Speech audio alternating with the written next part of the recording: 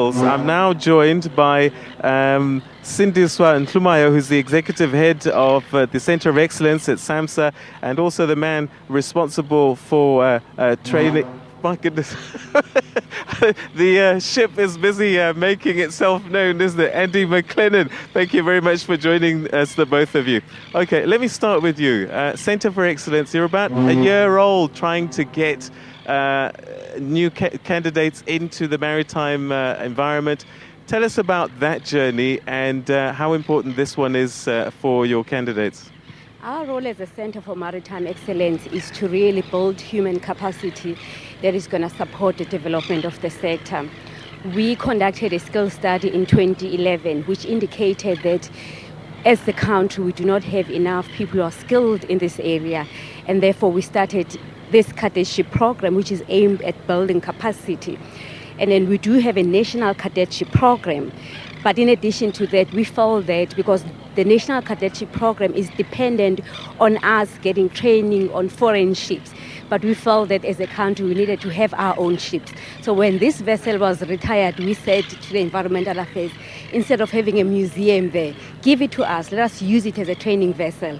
And we have it on board, and it's really doing wonders in terms of creating opportunities for young people, especially black people, to be part of the maritime sector, and we are driving that process.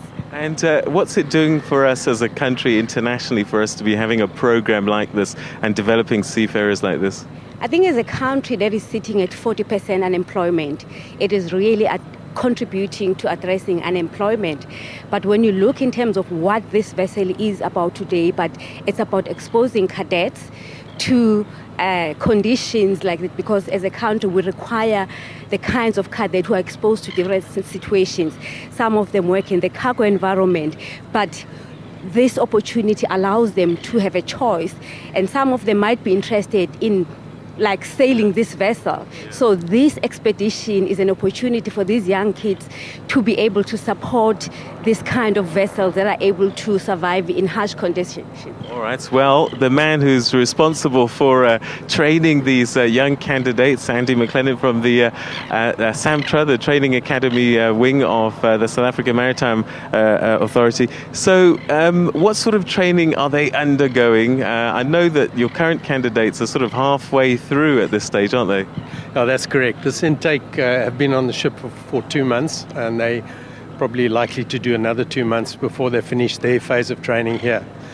We have approximately 15 trainees per instructor.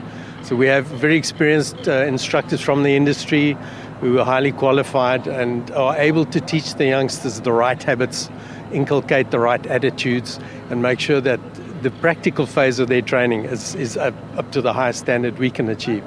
When they finish here, they then go on a short spell of leave, and then we allocate them to commercial shipping companies where they finish their sea time in order to qualify as officers, and then they're able to join the industry and find employment.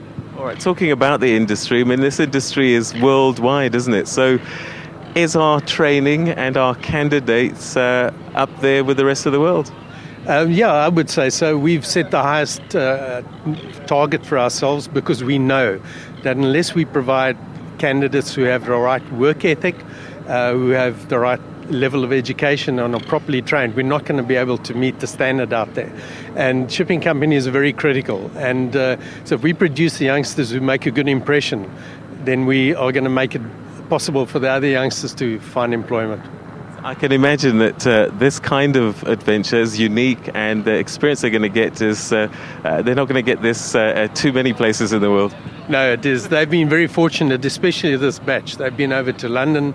They're part of this project. They're going down to Antarctica. The very few South African seafarers have had that opportunity. I'd give my left eye, I think, to go on this trip. I really would be fantastic. Right. Final thoughts from you as we say goodbye?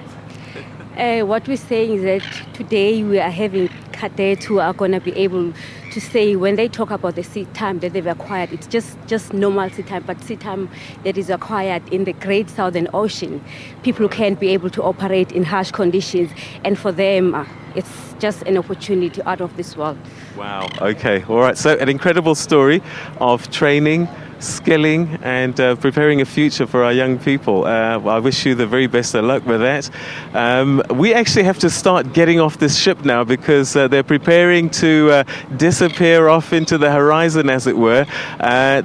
The SA Agulhas is going to start its journey to the Antarctic literally in a couple of minutes. So we're going to get off the ship and watch the ship sail away.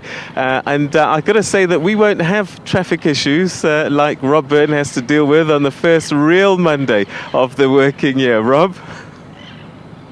It is noticeable that particularly inland,